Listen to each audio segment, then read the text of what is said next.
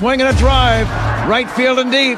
Back goes Aquino. It's got a chance. Gone. Get out the tape measure. Long gone. Fly the W! Cubs fans, it's time to fly the W with Dustin Rhodes and Paul Crawley-Jean.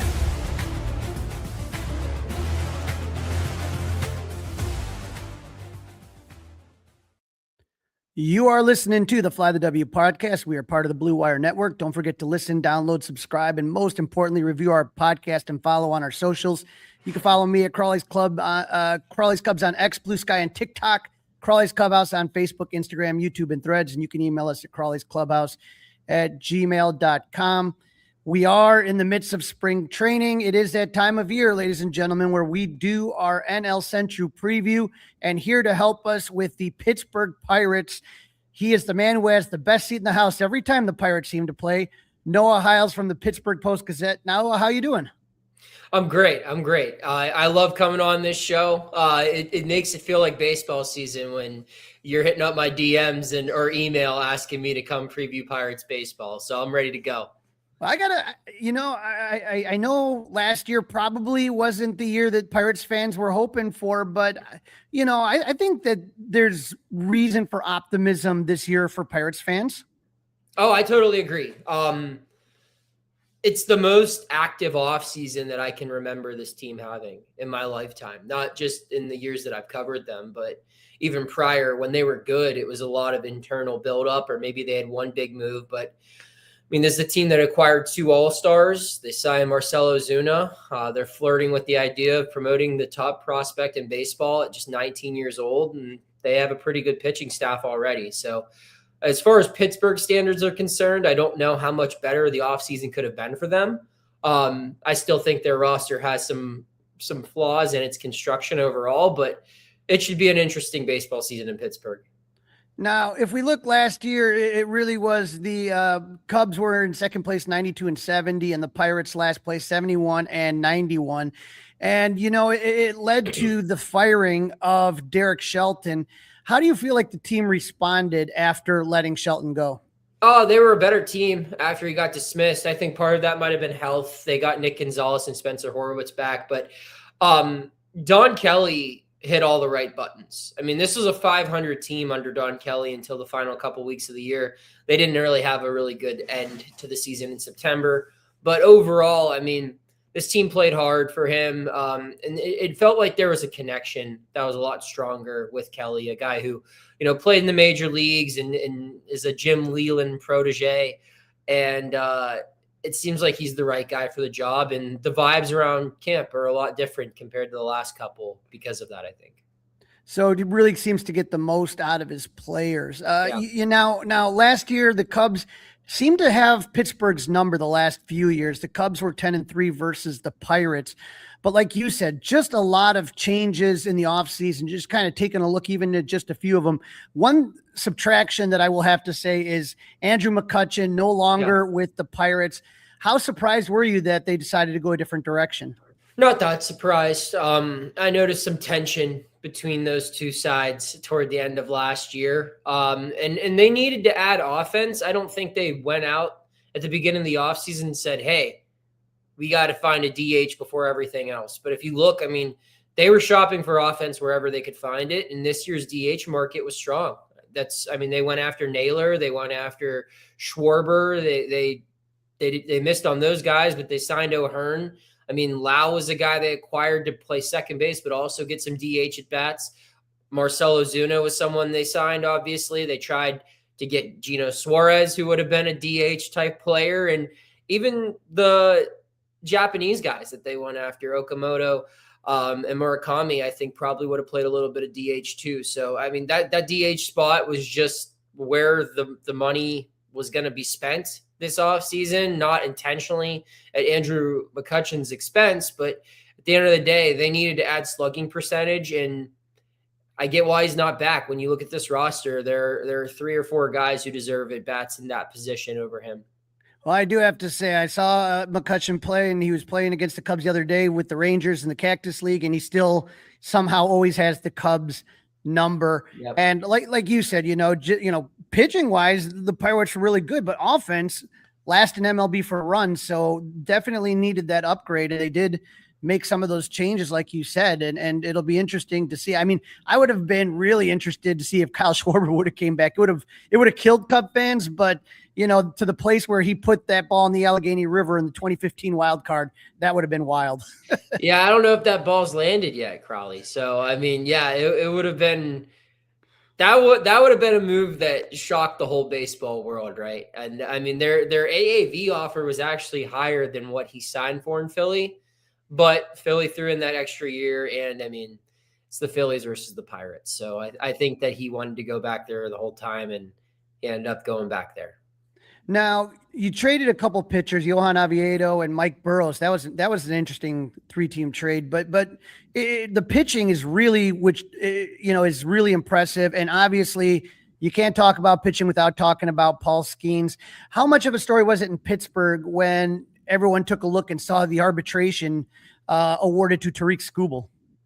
Yeah, it was a story. I mean, that's something you worry about. I mean, and I think that that's what makes this year so interesting is assuming, we might not have baseball next year. This could be one of Paul's final years in Pittsburgh. It's kind of a given that this guy's not going to resign here. I don't think they have the financial resources to land him. So you're looking at, his arbitration years going away or his pre-arbitration years going away, I should say. And then when you get into arbitration, if Skubal's worth that in year 3, I mean, if Paul Skeens is coming off of back-to-back Cy Youngs that were all won pre-arb, what is he worth, right? And how many times can the Pirates pay that type of a salary? I mean, can versus will is, I guess, a different question, but it's not going to be cheap. So you want to find a way to win with him while he's there. I mean, you saw what he can do against good lineups on a big stage just earlier this week, obviously pitching for Team USA. He was dominant. He's dominant against pretty much everyone that he toes the rubber against. And you would love to see what that guy could do in an October series. You just got to get him there. And the clock's ticking. I don't know how many more chances he's going to get in Pittsburgh.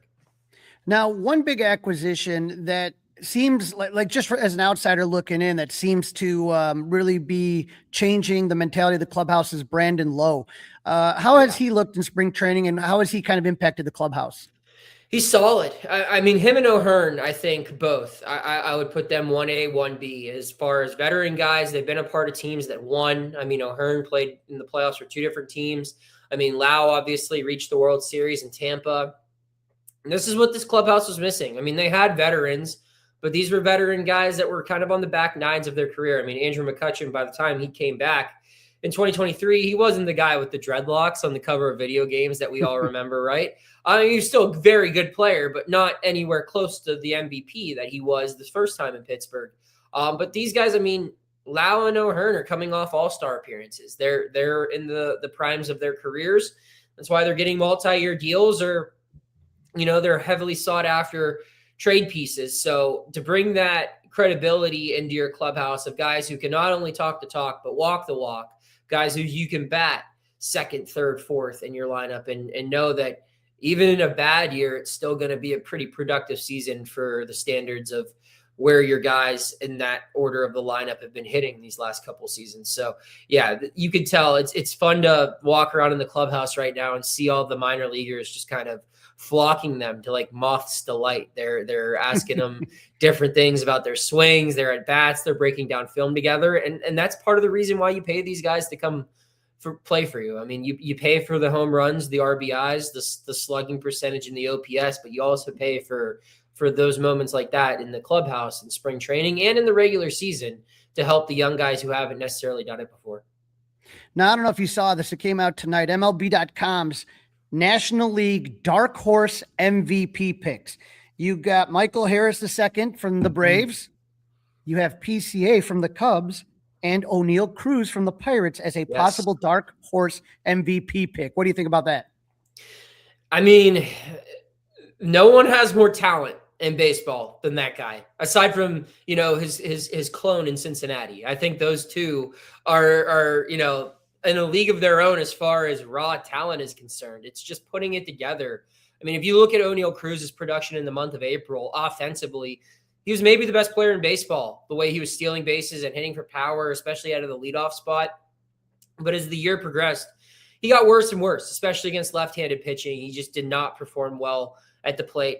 But I do think there's a chance we see him kind of put it all together this year. And why do I think that? It's because in past years, when you were game planning to face the Pittsburgh Pirates, that was the guy you addressed. Even Brian Reynolds, who was making all-star teams during that stretch, you needed to figure out O'Neal Cruz because he's a guy, he can hit a ball and it will go 400 feet down the line. So when you figure him out, the rest of the lineup is easier to maneuver through. Now that's not necessarily the case. He's not their toughest at bat, I don't think. And you don't have to rely on him to bat leadoff or third or cleanup. You can hit him sixth sometimes. You can bat him seventh if he's slumping. You can move him around, and he's not going to be asked to do as much. And I think in return, you might get a lot more out of him. And the Pirates need that. If this is a guy who can be a 5-win player, who can be an MVP, if O'Neal Cruz is an actual MVP candidate this year, then the Pirates are probably a playoff team. That ought to be interesting. And, you know, Paul Skeens gets a lot of the headlines that you really kind of see there right there.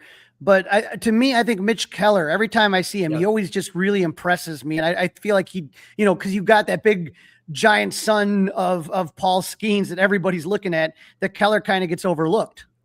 Yeah, it's fitting. You know, Mitch Keller, the Iowa kid, he's quiet. He's just a good teammate. He doesn't, you know, make a lot of noise on the mound. He doesn't make a lot of noise off the mound, but he's just consistent, man.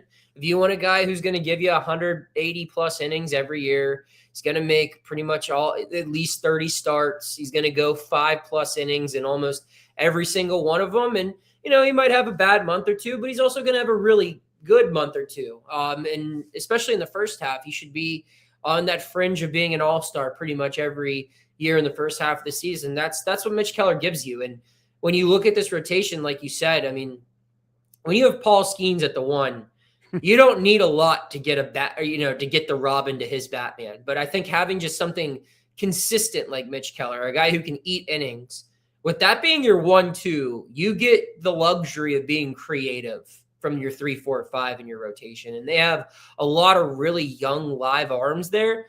It'll be interesting to see the calculus that goes into how those arms are, you know, divvied up among the innings, who gets a bullpen spot, who gets a rotation spot. But it's a lot easier when you know your first 2 guys in the rotation can cover 180 to 200 innings, and it won't be a big ask. And Mitch Keller is just that steady, quiet, consistent guy that a lot of playoff teams would probably like to have. Now, when Jared Jones was healthy, that 1-2 punch of Skeens and Jones was something else. Obviously, he's starting the season on the 60-day IL. How is Jones doing right now? Oh, he's good. He's good. I was talking to him in camp the other day. I don't know if there's anyone who wants to play baseball more than Jared Jones.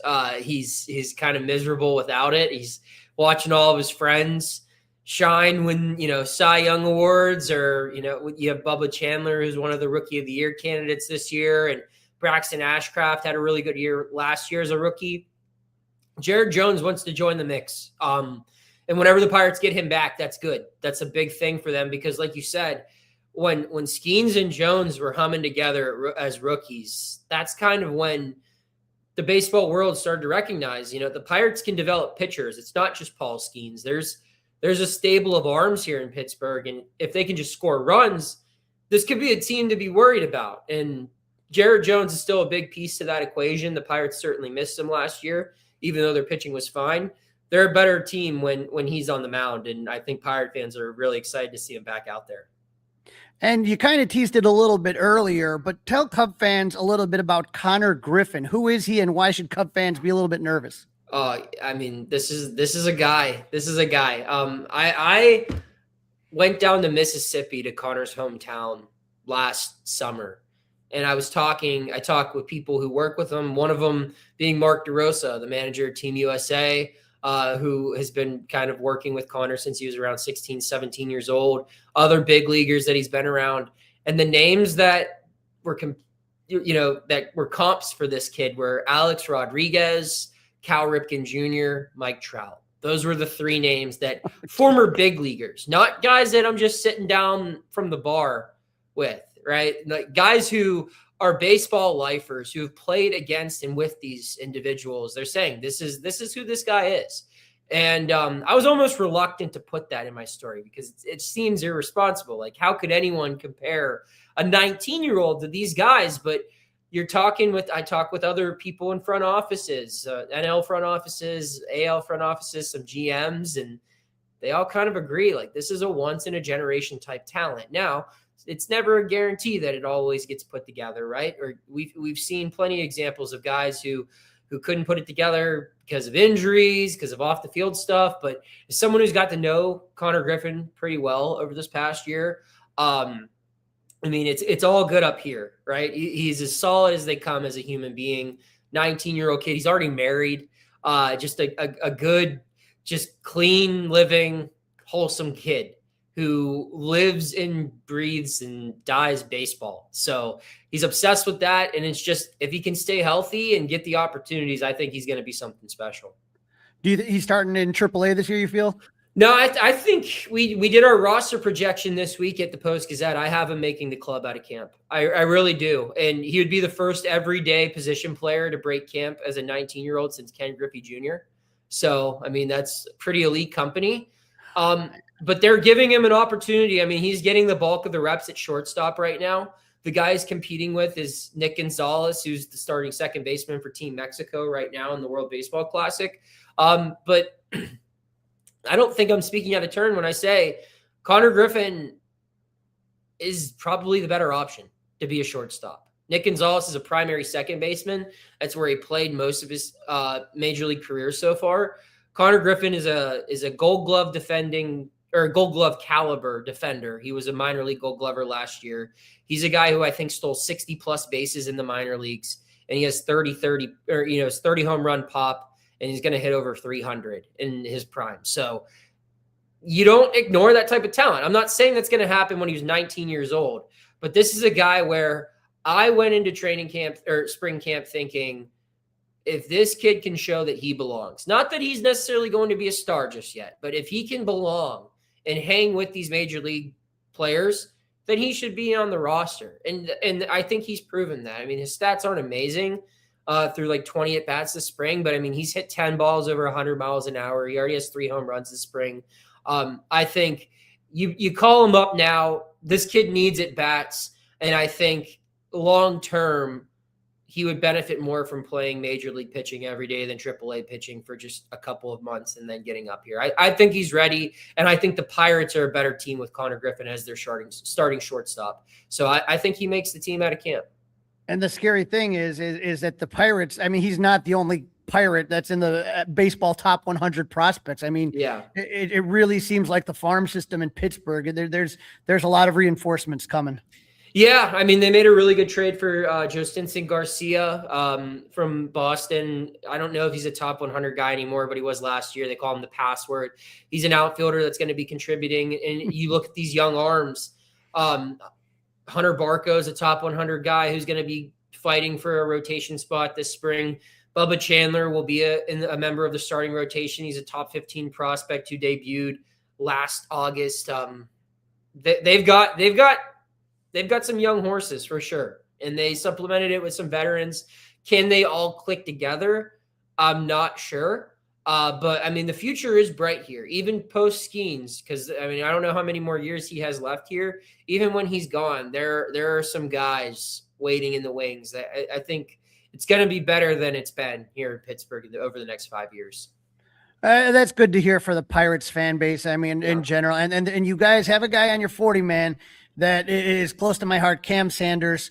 I hope he does well for you, except against the Cubs. He's a good kid, and his dad played for the Cubs years ago, Scott, and hopefully he does well. But I think this should be a fun year for Pittsburgh fans. I'm excited because I am making my first trip ever to PNC Park in July. So I'm excited to I know obviously Wrigley is a classic, but when it comes to modern ballparks, a lot of people say that there's no beating PNC. It's pretty good. I mean, Wrigley's my favorite. There's nothing better. I remember back when I was on the beat, when we would do our draft to see which road games we got. I mean, if there was ever a weekend in Wrigley where it was all day games, that was my 1-1 pick. But I mean, PNC is pretty great. I will say it's a great atmosphere, a lot to do around the ballpark. And when this team's humming, it's a fun place to be. All right, Noah, if you do me a favor, tell our listeners where they can find more news about the Pittsburgh Pirates, where you have your work and where you are on the socials. Yeah, you can absolutely, you can follow me on X_Noah Hiles, NOAHHILES, and you can read all of my work at post-gazette.com. You can also check out, I have a podcast called Bucco Territory with former Pirates All-Star Josh Harrison, and we post every Monday, Wednesday, and Friday. So check that out on YouTube as well. Josh was a Cubs killer back in the day as well. Josh Harrison. Was he the one that mockingly saying "Go Cubs, go" after walking off the Cubs? I'm gonna have to get back to you on that. No, if I'm going back in my head, I'm gonna have to find it. But I appreciate you jumping on, and we'll talk during the season. All right? Absolutely. Thanks for having me on.